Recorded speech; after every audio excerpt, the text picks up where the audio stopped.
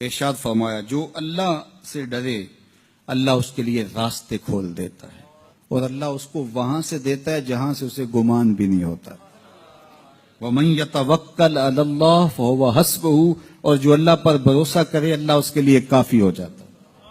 اس کی ضروریات کا وہ خود کفیل ہوتا ہے اور اس کے کام اس کے ذمہ کرم پہ ہوتے ہیں. کو ہو کے دیکھے اس کا. تو جو اللہ سے ڈرے اللہ اس کے لیے راستے بناتا ہے. حضرت عوف بن مالک رضی اللہ تعالی عنہ الاشجعی حضور کی خدمت میں حاضر ہوئے اور عرض گزار ہوئے کہ میرا بیٹا سالم مشرکین کی قید میں ہے اور میں فاقوں کی حالت میں ہوں. تو فرمایا آل محمد کے پاس ایک سیر جو ہیں، بس اس کے علاوہ ہمارے پاس بھی کھانے کے لیے دنیاوی اسباب نہیں ہیں. کہا صبر کرو اور اللہ سے ڈرو اور لا حول ولا قوت الا باللہ کثرت کے ساتھ پڑھو. یہ ایسا وظیفہ ہے، ایک حدیث پاک میں آتا ہے کہ یہ 99 بیماریوں کا علاج ہے. اس میں سب سے کم درجے کی بیماری ہم اور غم ہے. یہ دکھوں کا مداوع ہے، مشکلات کا علاج ہے، اور یہ وظیفہ میرے حضور نے بتایا. حضرت ابو ذر غفاری رضی اللہ تعالیٰ عنہ کو حضور نے 5 چیزیں بتائی تھی. ان میں سے 5ویں چیز یہ تھی کہ ابو ذر کثرت کے ساتھ لا حول ولا قوت الا باللہ پڑھا کرو. فرمایا عرش الہی کے نیچے ایک خاص خزانہ ہے، یہ وظیفہ وہاں سے آیا ہے. یہ زندگی میں معمول بنا لو. جب پھنس جاؤ، مشکلات میں آ جاؤ تو لا حول ولا قوت الا باللہ پڑھو، اللہ راستے کھولے گا.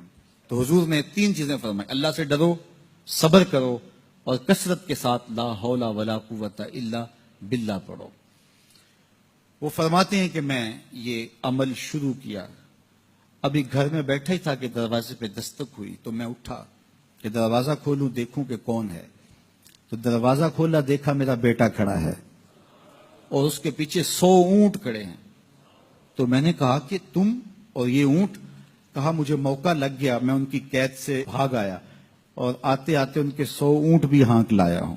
وَيَرْزُقْهُ مِنْ حَيْثُ لَا يَحْتَسِبُ، وہ تمہیں وہاں سے رزق دے گا جہاں سے تمہیں گمان بھی نہیں.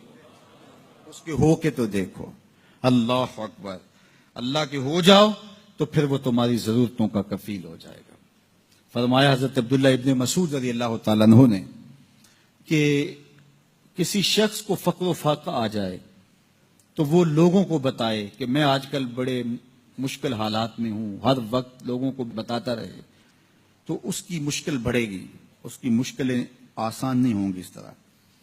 اور اگر وہ اپنی اس مشکل کو کسی سے شیئر نہ کرے بلکہ مصلی بچھا کے اپنے رب سے کہے کہ مالک فقر و فاقہ آ گیا ہے اور اس کا علاج تیرے پاس ہے، اس مرض کا مداوع تیرے پاس ہے. تو حضرت عبداللہ ابن مسعود فرماتے ہیں کہ رسول کریم نے فرمایا جلد یا بدیر اللہ اس کو مالا مال فرما دے گا. یہ بھی کبھی کر کے دیکھو.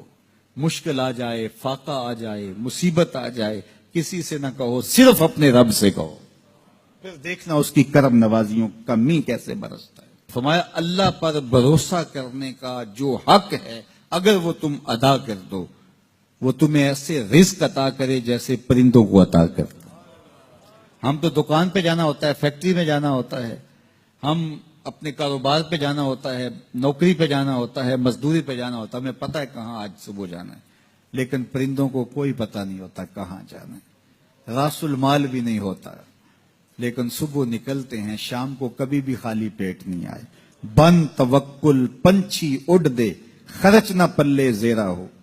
گھر سے خالی پیٹ نکلتے ہیں، جب واپس آتے ہیں تو پیٹ بھرے ہوئے ہوتے ہیں اور پھر جو ان کی ضرورت ہوتی ہے اللہ وہ ساری ضرورتیں پوری کرتا ہے، جو ضرورت ان کی ہوتی ہے.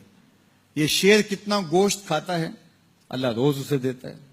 یہ ہنس روزانہ سچے موتی کھاتے ہیں اور آپ مارکیٹ میں لینے جائیں لاکھوں روپے لگا کے تولے ماشے کے حساب سے آپ خریدتے ہیں، پھر بھی آپ کو یقین نہیں ہوتا کہ یہ سچے ہیں یا 2 نمبر ہیں.